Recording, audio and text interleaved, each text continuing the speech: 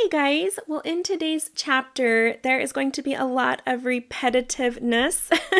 So she repeats some of the stories and experiences we've already heard.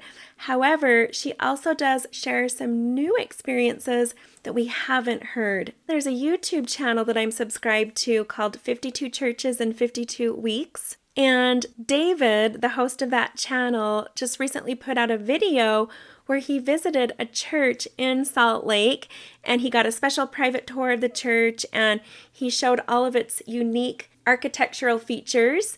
Well, anyways, at the end of the video, he mentioned the name of the architect, Samuel Whitaker, who happens to be Elizabeth's son. And when I heard him say Whitaker, I just knew it.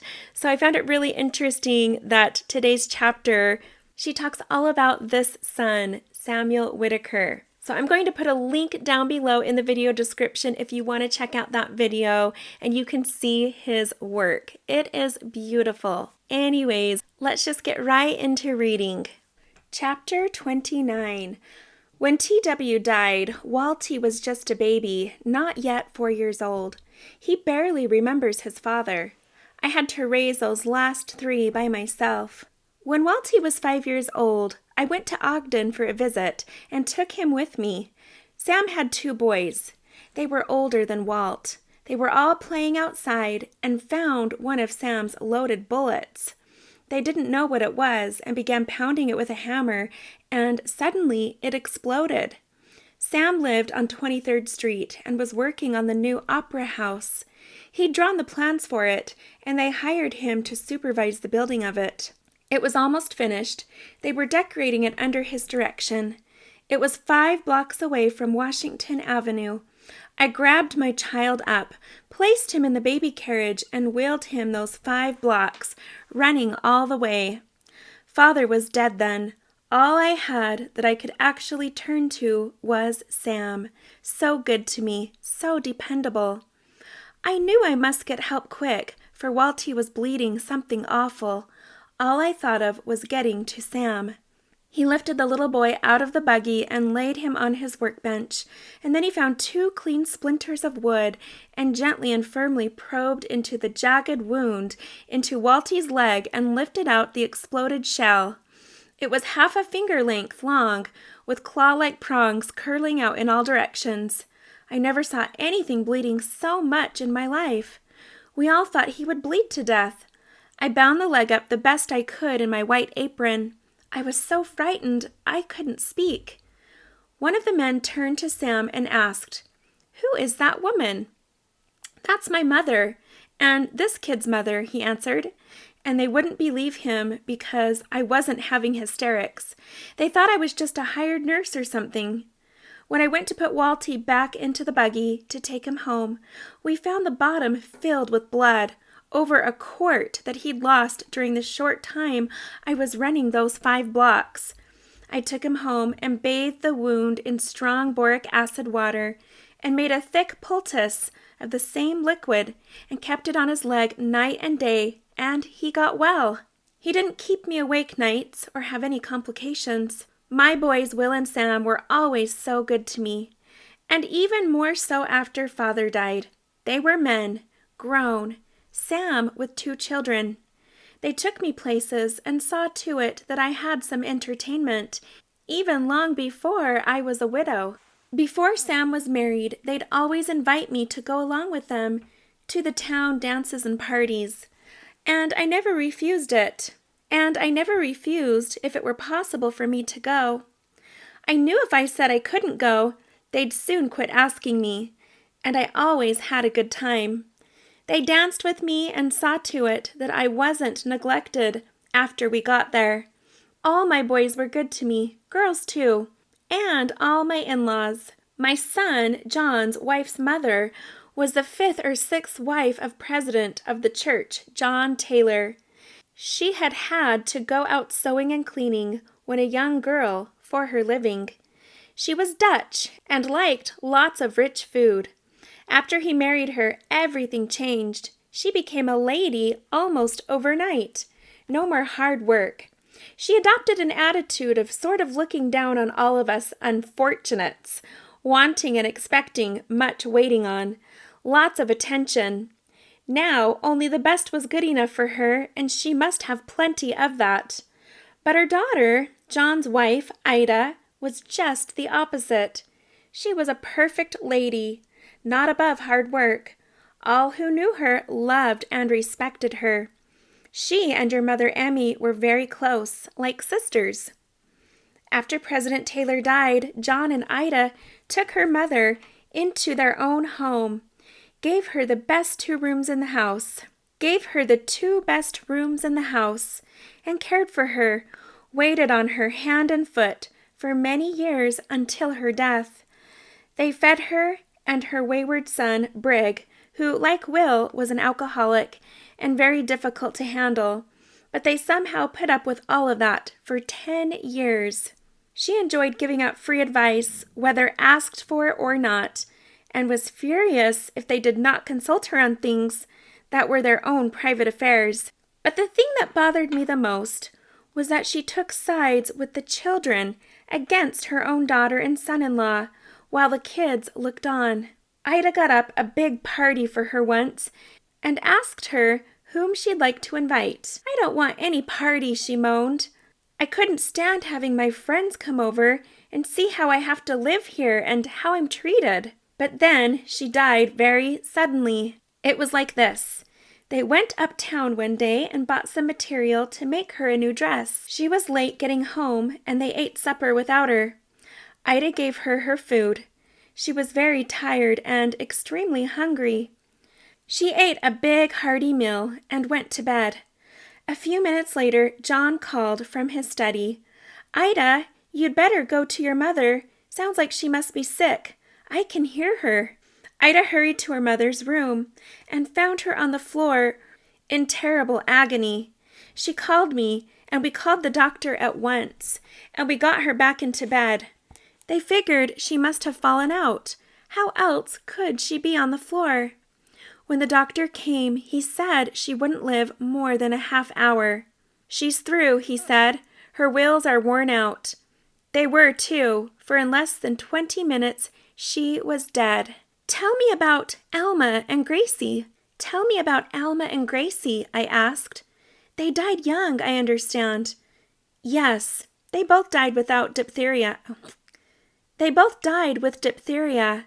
There was no cure in those days for that dreadful disease. It killed so many, mostly children. You know, your mother lost her little twin girls with it, also a little later on. Alma took it first. It would gather in his throat, as it did in all patients, and they would have the most terrible sore throat and high fever. The only medicine the doctors knew to give them was a diluted mixture of carbolic acid and water, a teaspoonful of the stuff in a glass of water. It helped sometimes a little. But I remember one woman who had lost 2 of her children with the disease and was caring for the 3rd, who was dreadfully ill and began choking. They often choked to death. The swelling in the throat was so bad they couldn't breathe.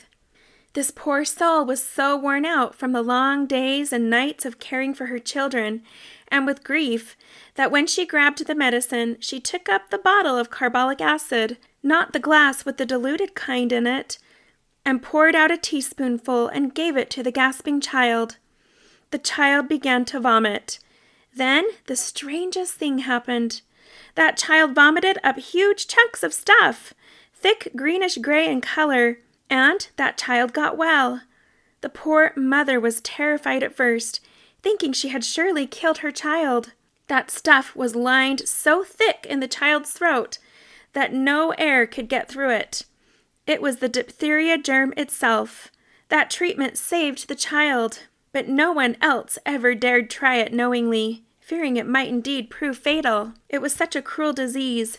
The victims always had a very high fever, and they suffered so much. Dear Almy tried not to bother us or me. He'd just lay and suffer in silence until I could get to him and give him his medicine. He was such a sweet child. When he was no longer able to speak, he'd look up at me with those great blue eyes of his and try to smile his thanks and appreciation. He was just past 13, you know. We did everything we could to save him, but he died anyway. It was just before Thanksgiving. They wouldn't let us hold a funeral for any diphtheria victims, except just graveside services. Everyone was so terrified of that disease. We had to bury them after dark, at night.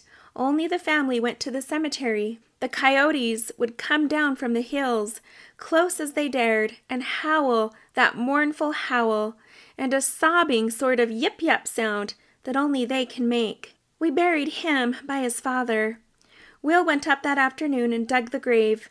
Sam, Will, and John helped with the burying. I didn't cry.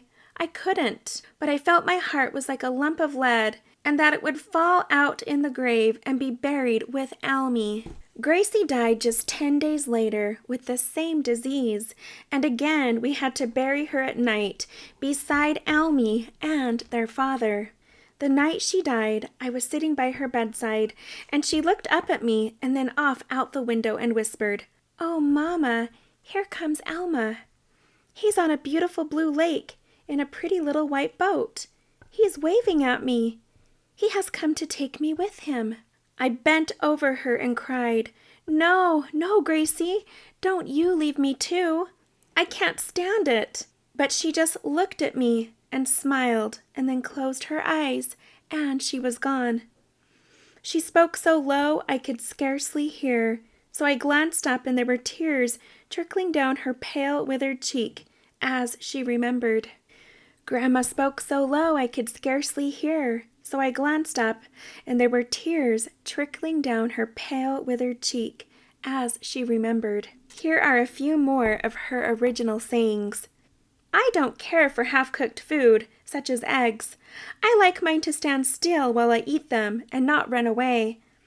Never could I stand seeing them running or wiggling, nor have to chase them all over the plate.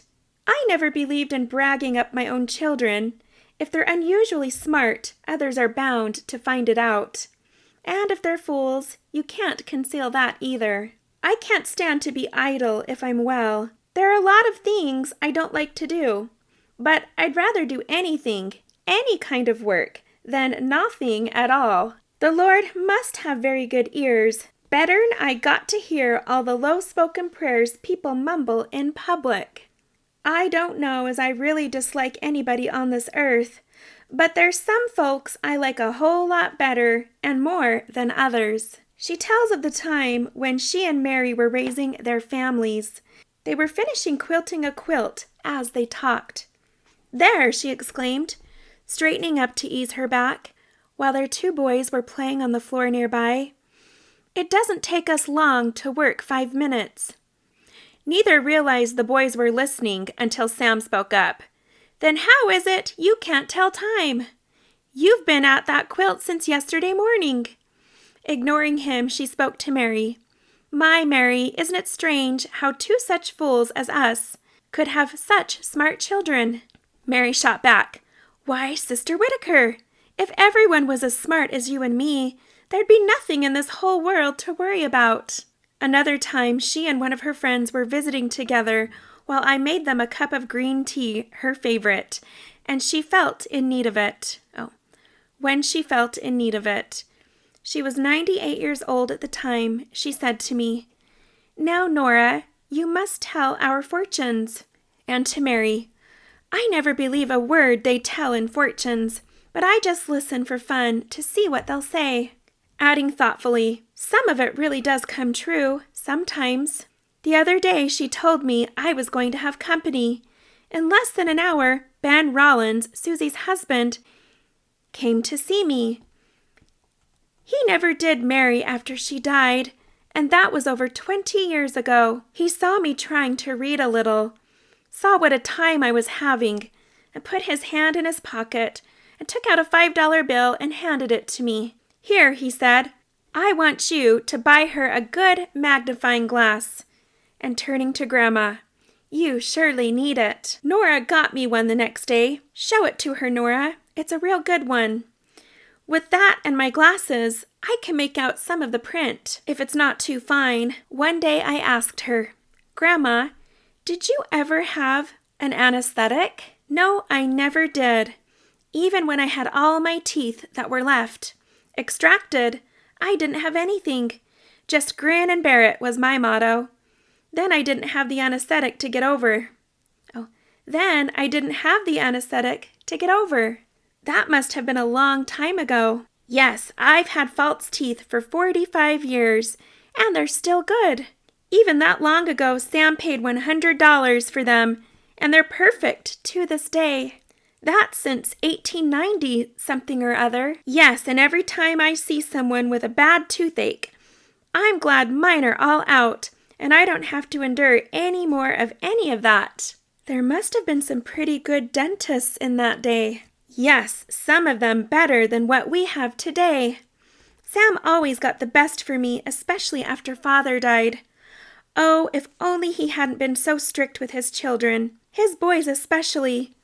He expected them to be perfect. Poor kids, I felt sorry for them. But it wasn't my place to interfere. You know, he came home one day when one of his boys was holding his girlfriend on his knee and kissing her. Sam was furious. He ordered his son to leave the house and never come back. And he did. He left and joined the Navy, and they never saw him again. He never returned to Ogden. His first son, we called him Sammy for his father, was a fine musician. He played the pipe organ and specialized in Germany. He was offered a post to play the tabernacle organ in Salt Lake, but he didn't want to live there. So he accepted the position of chief organist for the Ogden Tabernacle and kept the position until he died. He married a very lovely girl, Ivy Goddard. They raised a good family. I knew them and loved them all. But another son, when he was very young, fell in love with a young girl, even younger than he, and they got into trouble. They were so in love and wanted to get married. But the girl's father forbade them from ever seeing each other again. Sam ordered him to leave, to get out and stay out. He did, and they never saw him again either. Yes, there's such thing as being too strict. I always ached for those boys.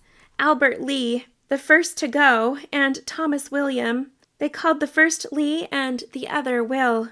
What became of the girl he got in trouble? I asked. Her parents shut her up in her room, never let her out until the baby was born. Then my son Joe and his wife, who had no children of their own, asked to adopt her. It was a little girl. The girl's parents were glad, and Joe went to Ogden that very night she was born and got the infant, hired a nurse, and took her home. Of course, this whole thing was kept secret for many, many years. No one but those involved knew a thing about it. Then, after Joe's wife, Florence, died, he told Ruth, the girl, the truth about her coming into the world and of their adopting her and all. She had a family of her own by then, and she kept the secret for more years.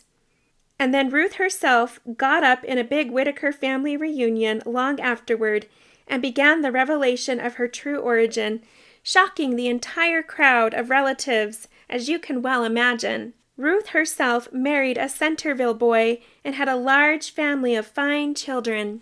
Sometime after Grandma's death, Ruth herself came and told me the story and how she would like to go find her blood father if he was still living.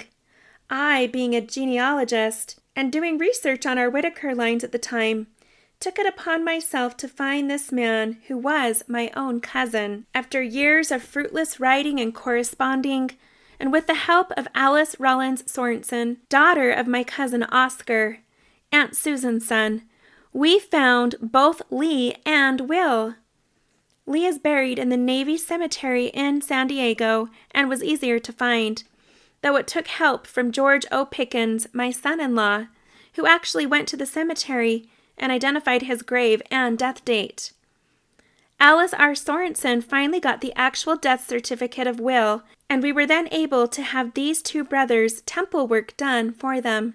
We found that Lee had married and had 2 sons, but Will left no other offspring, and so completely dropped out of sight.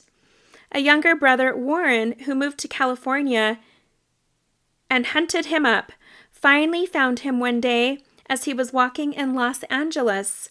and they talked and renewed acquaintances and were friendly, meeting after that occasionally and talking.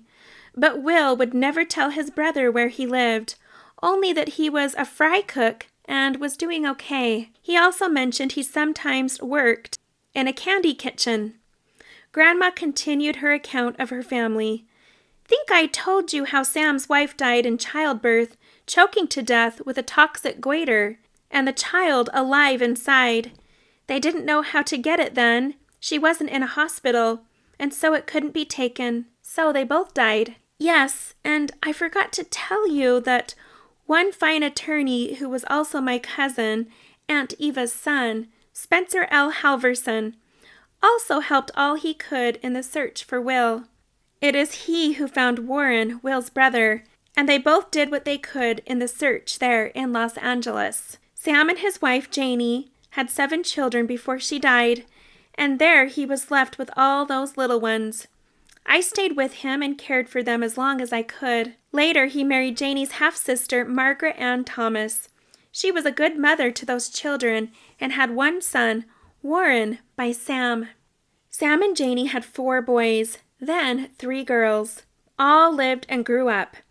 They had a very nice home in Ogden, and Sam died there on the 15th of August, 1920. They were a fine family. The 3 girls all married and had families too. Emily, or Emmy as we called her, was my next child in line, and first of my girls to be married.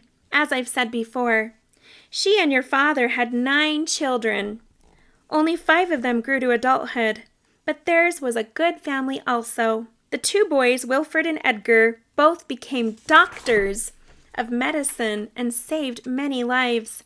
Wilfred specialized in Europe in becoming a pediatrician and was one of the best in the country. Edgar, in internal medicine and surgery, was also top in his field. Both settled in Denver. The 3 girls, Romania, you, Nora, and Christy, all married and had families. You were able to keep out of jail, she added the last with a twinkle in her eye. Johnny was next to marry, and I've told you a lot about him. But there's more about them all, of course. Each family should write its own history. Susie, I've told about her. Some, anyway. And Mamie. Susie married Ben Rollins, and Mamie married Charles Parrish. Joe, I've mentioned, and Josephine, who married Hugh B. Folsom. That leaves only Evie and Walt, and I've mentioned them. Of course there was Will, my first child, but I've also mentioned him. I know each has lots of personal stories that could be told, but not by me. I'm just too tired. But did I ever tell you that I went to the World's Fair when it was held in St. Louis? You see, it was like this. Sam was appointed by the government to go and oversee the exhibit, the building of the housing. He was to be gone at least 6 weeks, so he took his wife Margaret, 2 of his older sons, Sam and Will, to help with the work when there, and me. My own son Will earned the money for my train fare each way. I was 5 days on the train going. I didn't go with them, but later when the fair opened. I count that trip the most wonderful of my life. It took 5 days coming back, eating and sleeping on those wonderful new trains. Oh, how I loved it. I stayed in St. Louis 6 whole weeks. Sam had charge of the Utah exhibit. Utah was almost the first thing you saw upon entering the great gate into the fairgrounds. Utah had a lovely large building. The lower floor was for the exhibit, and the upstairs was the private apartment of Sam and family, who lived right there and slept there the whole time of building and of the fair itself. Utah exhibited a most beautiful exact replica of the Salt Lake Temple Square, with all its grounds and buildings as they were then, the tabernacle, the endowment house, and the temple, all in miniature, just as it stands today. One funny thing happened while I was on the train, riding swiftly along, and then I thought I'd clean out my purse before I got to my destination. So I emptied everything out in my lap and began putting back only what I wanted to keep. I noticed a rather dirty, crumpled piece of paper and picked it up and tossed it out the window, noticing as it fluttered out of my fingers away on the breeze that it was a $5 bill. I gasped and clutched my hand desperately toward it. Too late. It was gone. I comforted myself with the thought that I had hoped some poor tramp who needed it worse than I did found it and used it. There was a representative from every civilized nation at the fair: China, Japan, Britain, and Paris. I thought Paris was the best of all. Oh, those wonderful wax figures of Napoleon, the Empress Josephine, her bedroom, dining hall, and others. The wax figures were so real that the first time I went in, I came close to an elderly gentleman who was tipping his hat, I thought, to me in a salute. I bowed and smiled and said, "How do you do?" And Marguerite laughed at me and explained I was exchanging greetings with a wax man. I think that going to the fair and being able to live there on the grounds for 6 weeks with Sam and his family was the happiest time of my life. And that's it for today's reading. I have to say, I think I have a picture of her at the World's Fair. It's interesting because I ended up with this giant garbage bag of all of these notes and photos and pages of family history from the author of this book. And in there was a photograph. I'll put it up on the screen right here. And it didn't say who it was. And there were so many photos of different people in the bag. I wasn't sure who it was. And then one day I just felt that it was her. It was Sarah Elizabeth. But I wasn't sure where the photo was taken because it didn't say. But because it was in a nice, fancy cardboard cutout frame, I knew it must have been somewhere important, somewhere outside of Utah. And after reading this chapter just now, I believe that photo may have been taken at the World's Fair. So that's my guess. Well, I did a little bit more digging into history, and you guys, I found it. Here is a photo that was taken at the 1904 World's Fair in St. Louis. Here is an army standing in front of this building, which appears to be the same building that Elizabeth is standing in front of. If you compare the lines, the architectural lines, the windows, the white canopies that hang over the windows, and then you see behind her what looks like a pole, and you see that same pole in the background of this image with the army. So I believe I have finally made the connection, and it makes sense that she would have a photo of the happiest day of her life. So I'm going to do more research. I'm going to share that in the documentary about what would have been in this building, why maybe she had her photo taken there. I have my own theories, but we'll talk about that in the documentary. So stay tuned. Anyways, you guys, we are almost finished with this book. Join me next week for chapter 30, and I'm going to share with you an exciting update in regards to Will's grave. See you then.